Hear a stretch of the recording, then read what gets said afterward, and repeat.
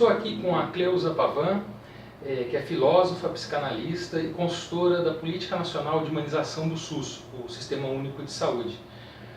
Tudo bem, Cleusa? Tudo bem. Obrigado por conversar com o Cultura no Divã.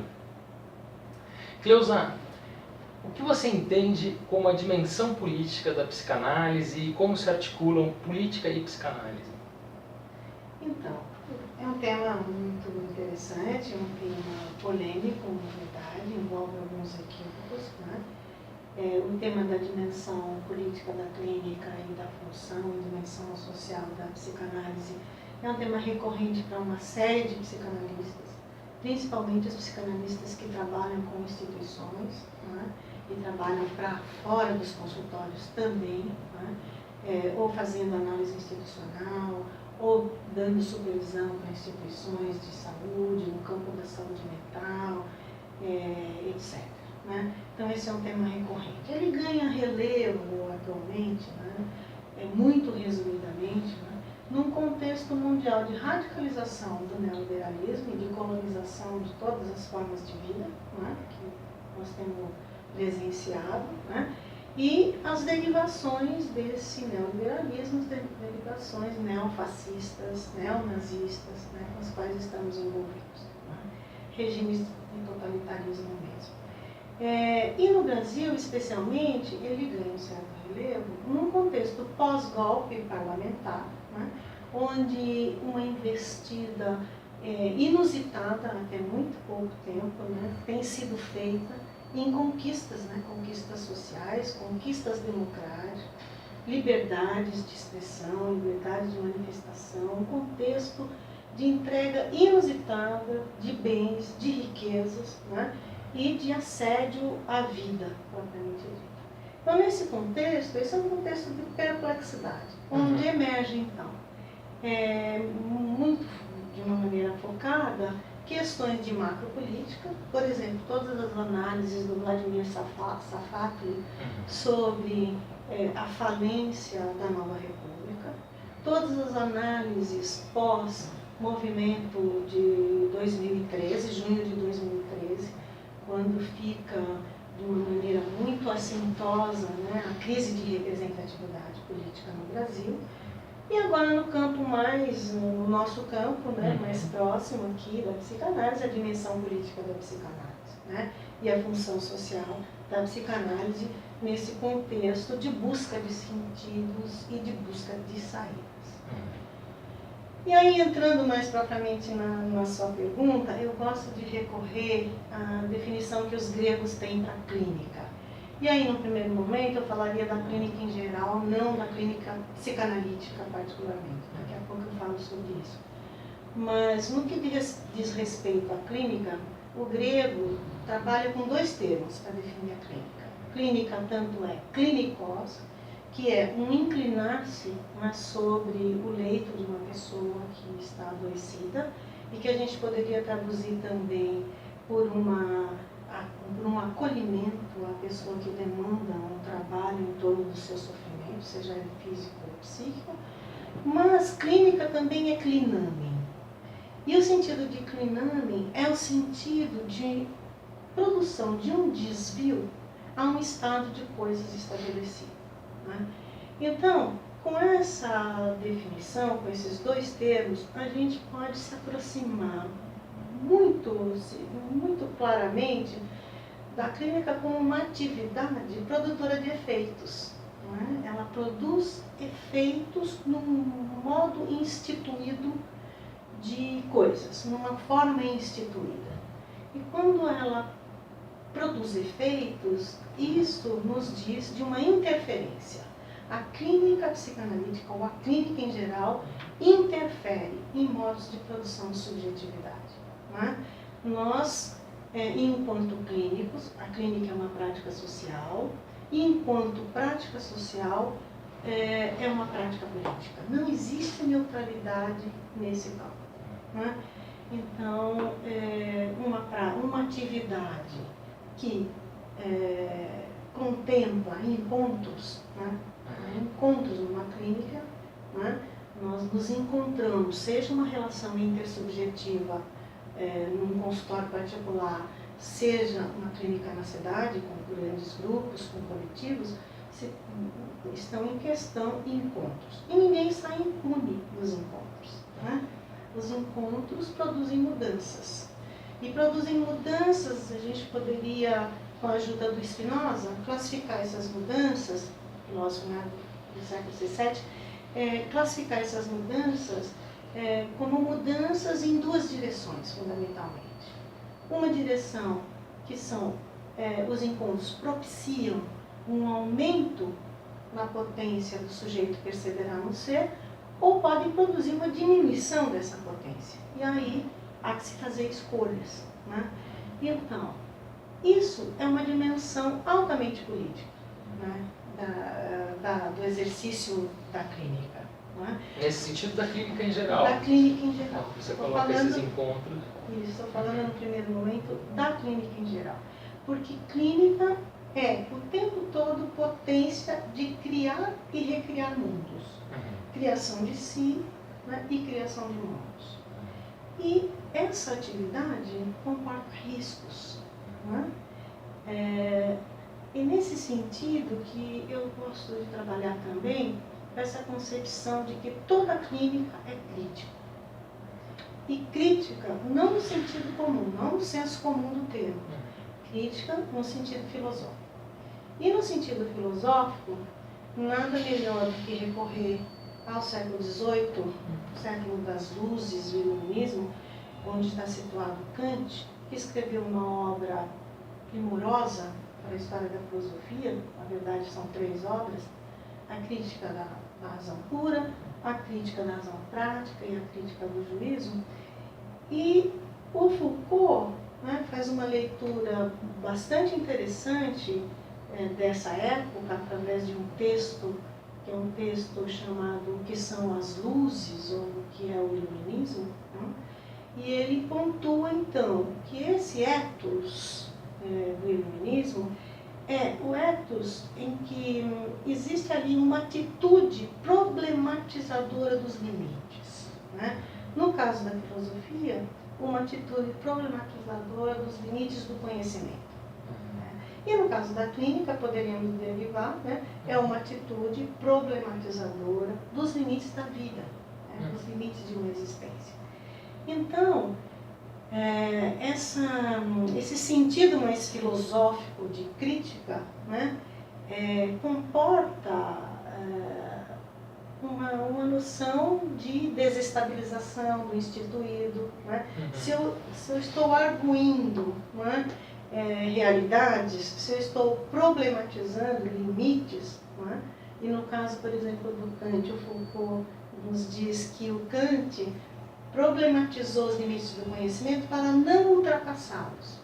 E no nosso caso seria, nossa missão, né, na atualidade, seria problematizar os limites para ultrapassá-los. Né? Os limites da vida para ultrapassar os limites da vida. Mas existe também uma vertente da clínica que estaria de acordo com o que já está instituído, que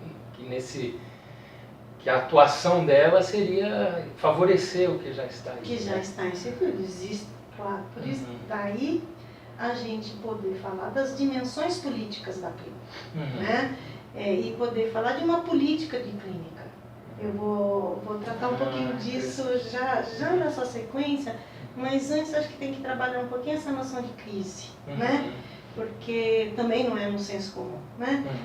Crise, a gente nos consultórios ou nas nossas atividades mais grupais, em territórios de produção de saúde, a gente acolhe crises, né? E a gente também produz crises. Né?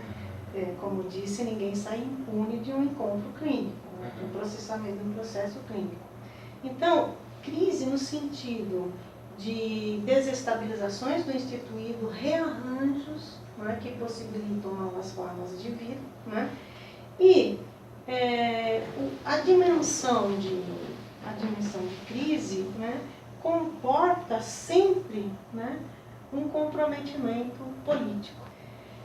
Então, trazendo agora para o campo mais da clínica psicanalítica, né, o que é que a gente viabiliza, né, pretende viabilizar com a clínica psicanalítica, né? Eu acho que no melhor dos casos, a gente viabiliza novos modos de habitar os verbos da vida, né?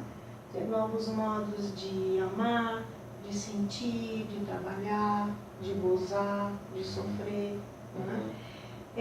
Modos que são, na verdade, mais ligados a processos de desassujeitamento, a padrões, a ideais postos, né, de uma maneira autoritária pela cultura ou pelo sistema, os imperativos, né, que são os imperativos da atualidade: consuma, goze, faça-se a qualquer custo, independentemente do que o outro possa estar sentindo, né, o seu semelhante possa estar sentindo em relação ao uso que você venha fazer dele, etc. Então, no melhor dos casos, seria um pouco se libertar desses imperativos que são impostos de fora, né? No pior dos casos, novas formas de assujeitamento. Esse que você estava falando agora há pouco. Existem processos clínicos que levam a novas formas de assujeitamento, né? E eu acho que para diferenciar esses processos, a gente poderia pensar em duas linhas clínicas, né? Uma linha que é a clínica da psicanálise, né? Na verdade, uma certa psicanálise, né? Que espera que aconteça nos processos analíticos, né, um deslocamento de posições e lugares do sujeito, né, aquilo que eu estava chamando de desassujeitamento. O que quer dizer isso, né? Quer dizer que o sujeito deve poder se deslocar de um lugar de objeto do gozo do outro. O que quer dizer isso, né? O sujeito deve poder se deslocar dessa condição de assujeitamento a um mandato do outro, né? De qualquer outro, no caso, seja ele o mais imediatamente, um poder mais imediato da família, da mãe, do pai, da pátria, seja ele um poder mais macro, social, né? Que é um poder, vivemos sob o registro da sociedade de controle, não mais da sociedade disciplinar pela leitura de Deleuze, na esteira do Foucault. Nós vivemos num regime de controle a céu aberto, né? Então, há poderes, né, que tomaram de assalto a vida, né, no seu mais fundamental motor, né, que são as pulsões, que são as nossas intensidades, né? Esse poder tomou de assalto, né, na vida, e há que se poder também se desvencilhar desse mandato, né? E respondendo de uma maneira diferente ao que a padronização e a homogeneização dos corpos e das mentes tem sido o comum, né? Doutrinário. Então, o que eu estou querendo dizer nesse caso, desse tipo de psicanálise em que acredito, né? O sujeito precisa poder se pautar menos pela pergunta, o que o outro quer de mim, né? Que supõe aí que o outro deseja algo ou algum ideal para que eu alcance, né? E eu vivo completamente aprisionado, né, a essa demanda que no fundo é uma demanda indeterminada, né? E isso é uma prisão, né, da qual o sujeito precisa, né, se libertar.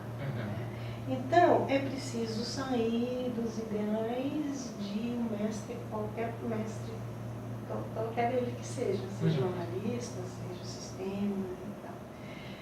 Então, a isso tudo subjaz uma política de clínica.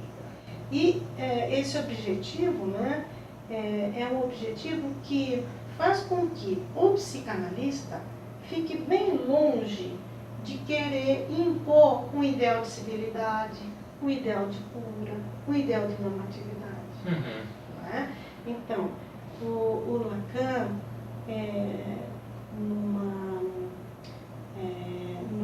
num momento em que ele faz toda uma crítica à psicologia do ego, né, ele diz textualmente, né, que o psicanalista não pode ocupar o lugar, né, digamos, de projeto de identificação, né, do analisante aos seus ideais, ou a si mesmo. Né? Então ele critica por aí também todo um processo de formação de analistas que vem via a análise didática, né, cujo último estágio seria o analista termina a sua análise quando ele se identifica, né, o analisante termina a sua análise identificado com o analista. Com o analista, né? E, contrariamente a isso, né, ele afirma que o analista deve ocupar um lugar, entre aspas, vazio, né, que não tem nada a ver com o neutro, porque o analista, ele pontua, ele interpreta, ele intervém, ele faz cortes, né? Isso tudo no sentido, né, de propiciar um deslizamento, né, do desejo pelas cadeias significantes, de modo a se alcançar ali, né, algo para além do desejo do outro, ou seja, afirmando uma certa vacuidade do desejo, que isso é constitutivo do desejo. Né? E numa leitura mais atual, que a gente poderia dizer desejo é fluxo. Né? Desejo não é desejo de objeto, não é desejo de algo. Né? Isso está muito palpável no contemporâneo, né? E nesse modo de produção desenfreado de mercadorias, né? Postas, né, para gerar o lucro do capital, em que o sujeito se aprisiona, é aprisionado no circuito, né, do desejo, nesses termos definidos como desejo de objeto, é aprisionado por esse circuito, né, de realização do lucro. Então se deseja a cada instante uma coisa completamente nova, né, sem que o sujeito se pergunte se aquilo está a serviço de uma satisfação de sua necessidade ou da necessidade de viabilização de qualquer outro projeto que não o dele. Então, desejo é fluxo, né? E em si, oportunizando o fluxo pela cadeia, né, de significantes, o nosso objetivo é chegar ao descolamento, né, desse mandato. Então aí tem uma política de clínica que a gente pode comparar um pouco com uma outra política de clínica que eu aí citaria também muito en passant, que é a política de clínica da psiquiatria, que é a política de clínica, por exemplo, de uma terapia cognitivo-comportamental.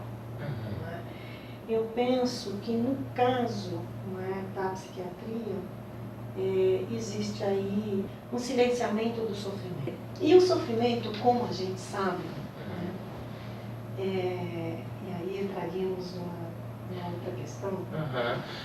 Nesse sentido, uma questão interessante, que qual que é a dimensão política do próprio sofrimento, já que você vai intervir da maneira como você tem colocado a psicanálise aqui pra gente. Então, super interessante, né? Porque o sofrimento, o sintoma primeiro, né? O sintoma é uma via de acesso, por excelência, né, às linhas de força que estão determinando, né, um cerceamento da própria vida. Né? É uma acomodação que o sujeito dá, né, num determinado momento, por injunções conflitantes e conflituais, né, para se posicionar na vida diante de certas limitações, né? Isso, né, é uma dimensão, né, que a gente não pode silenciar e não pode também desmontar com técnicas que sejam técnicas de silenciamento do sintoma ou técnicas de adestramento de um sintoma. Por exemplo, no caso mais simples das terapias comportamentais, que diante de inibições, né, fazem um certo trabalho de adestramento, né, em relação ao sujeito precisa vencer limites a partir de um certo adestramento. Isso traz consequências políticas bastante sérias, né?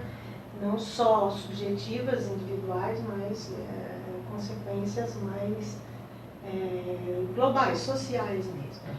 O sofrimento, né, ele tem uma dimensão política e tem uma dimensão de revolta, né? E eu até acho interessante essa construção, a dimensão revolucionária do sofrimento, né? Porque, vamos pensar, por exemplo, o sofrimento na época do capitalismo, da emergência do capitalismo industrial, né? Quer dizer, os operários sofriam porque trabalhavam 18 a 20 horas por dia, uma jornada insustentável, insuportável de trabalho. E esse sofrimento levou a quê? Né? A muitos operários fazerem aquilo que a gente conhece como sabotagem, ou seja, colocar tamancos nas máquinas e paralisar a produção. Né? Então, esse sofrimento, né, leva a uma reação, a uma atitude de subversão de uma certa ordem. Então, no sofrimento, existe essa dimensão, né, de que o sofrimento fala também de algo, e o sintoma, e na verdade teríamos que trabalhar um pouco mais com uma noção outra de inconsciente, né, porque há algo, né, de inapropriável pelo capital. Há algo de inapropriável, né, pelas sociedades de controle em todos os níveis, né, e também, se a gente puder pensar uma linha clínica de controle, né, como esses dois exemplos que eu dei, né, é possível também, por mais que se apassive o sujeito, por mais que ele vire um sujeito conformista, né, por tanta medicalização, né? Hoje nós estamos vivendo um processo de medicalização desenfreada nos ossos, né? E isso é um projeto político de apassivamento, né? Há algo de inapropriável, né? Porque se inconsciente é usina, se inconsciente é intensidade, é fluxo, né? Não é aquela noção de um certo baú, né? De vivências recalcadas e já determinadas num certo tempo e que interferem no atual. Se o inconsciente não é apenas isso, o inconsciente são fluxos que possibilitam agenciamentos, né? Seja com corpos, seja com ideias, seja com sujeitos, seja com a arte, né? Produz, então, a possibilidade de ultramentos, né? Então, é claro que silenciar o sofrimento, né, atrapalha bastante o trabalho com essa força inapropriável de cada um de nós. Mas, e o que tem de projeto político nisso, né, se não uma clínica a serviço da servidão, né? Ou seja, a gente poderia traduzir uma poesia, né? Século XVII, século XVI, né? Quando ele for no discurso da servidão voluntária, e vivemos hoje, né, guardadas todas as proporções, né? Um pouco dentro dessa lógica, né? Dentro dessa lógica. Então, há uma certa clínica que produz servidão, né? Produz dependências, e, ao meu ver, a atitude envolvida nisso é a oferta de corpos e mentes para o gozo do outro. É oferecer corpos para serem vampirizados, né, pelo sistema. E viver a serviço de reprodução do mesmo. Né? Então, são aí duas dimensões políticas da clínica. Desassujeitamento e assujeitamento. São duas possibilidades. Né? Agora, eu acho importante também, ainda nesse contexto dessas questões, colocar um pouco a dimensão política da psicanálise. Né? Psicanálise, eu também muito passando, é uma das formas de expressão da cultura. Filosofia é outra, arte é outra, né? É um dos destinos de pulsão, né? da humanidade, digamos assim. Né? Em sendo uma das formas de expressão da cultura, ela é também produtora de cultura. Ela produz também visões de mundo, né? E, portanto, né, ela tem uma função social. Aí resta saber, né, como é que a gente pensa essa função social. Né? Quer dizer, eu penso que a função social da psicanálise é se assumir enquanto uma potência crítica. E potência crítica capaz de ajudar uma sociedade a se colocar em análise, né? A poder perceber quais são as linhas de força que estão ali produzindo subjetividades subservientes, né? Que estão a serviço de um certo totalitarismo e nos dias atuais, né? Essa emergência das atitudes mais fascistas que a gente não podia imaginar, né, que fossem aflorar dessa maneira. De uma certa maneira elas estavam aí, né? O recalcado retorna, digamos, né? Mas a gente precisa assumir, então, a psicanálise como uma força capaz, né, de apontar linhas de fuga para essa situação. Né? E também uma força política capaz de fazer agenciamentos subversivos a uma determinada hora. E é uma experiência prática sua, né? Você tem, fora o consultório, essas análises institucionais, o próprio SUS, né? Que você presta uma consultoria, né? Isso. Na verdade, eu sempre transitei, né? Desde que eu saí da filosofia, fui fazer formação em psicanálise, eu sempre tenho um pé, né, num consultório particular, mas um pé fora, né, fazendo inúmeras atividades aí, né, a começar por uma entrada também, né, por uma interseção aí da clínica com as instituições de saúde, que foi a transformação da clínica escola do Instituto Sede Sapiência em clínica de serviços. E, portanto, em clínica de serviços, onde, né, fizemos uma subversão do conceito de social. Né? Porque, normalmente, nas clínicas de serviço de escolas, né, de formação, o social é identificado com a pobreza. Então, clínica social é uma clínica que vai atender pobre. Né, que não tem condições de pagar.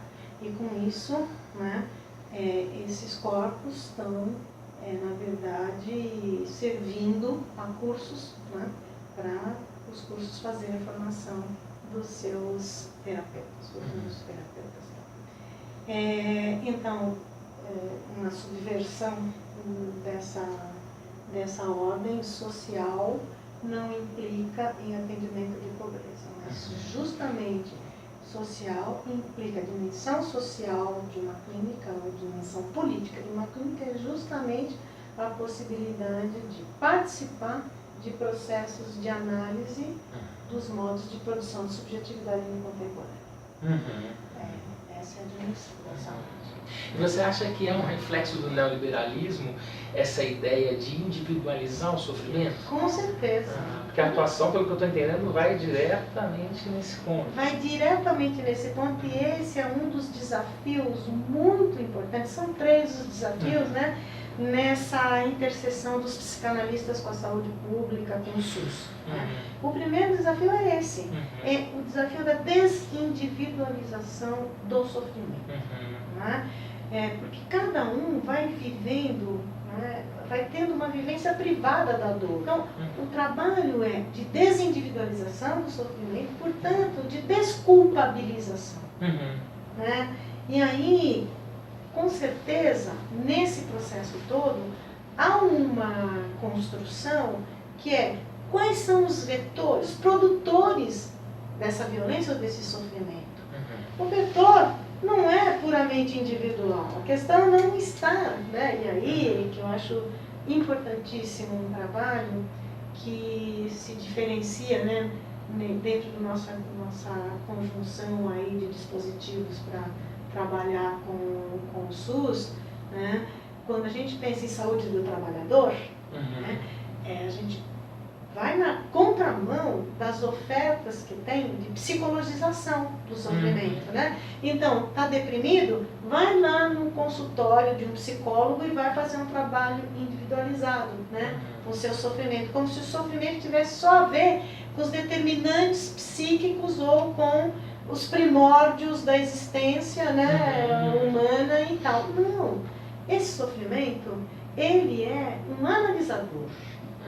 Essa dimensão, né, a dimensão política, a dimensão revolucionária do sofrimento. Ele é analisador no sentido que ele põe em análise, né, não apenas o indivíduo, mas o processo de trabalho e a instituição que está produzindo aquele sofrimento. E aí, quando você responde no diapasão, não de psicologizar, mas de botar em análise a própria instituição que está produzindo esse sofrimento, né? Tá claro a dimensão política desse trabalho. Tá muito. É muito interessante, né? É de fato porque essa psicologização seria também um processo de silenciar, né? Vai tratar no individual aquilo que tem uma dimensão coletiva. Não, um assunto apaixonante, né? Sem dúvida a gente precisaria de mais tempo, mas agradeço super a sua colaboração e todo poder compartilhar essa experiência teórica e prática com o Cultura no Divã.